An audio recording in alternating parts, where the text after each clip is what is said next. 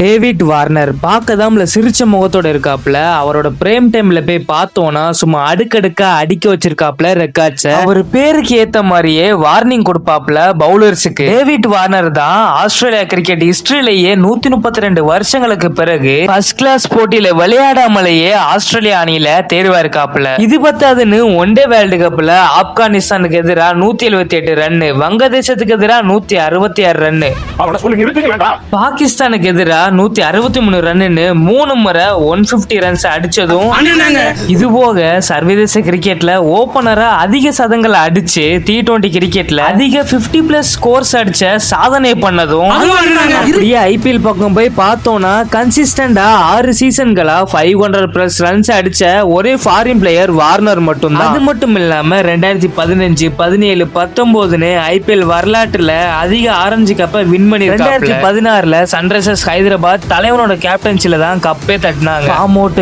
Captaincy நல்லா இல்லைன்னு அத்தனை விமர்சனங்கள் மத்தியில காலங்கள் மாற 2024 தன்னோட மொத்த மேட்சையுமே முடிச்சுக்கிறாப்ல. டேவிட் வார்னர் பத்தி கமெண்ட்ல சொல்லிட்டு இந்த மாதிரி வீடியோஸ்க்கு சப்ஸ்கிரைப் பண்ணிக்கோங்களா மக்கா.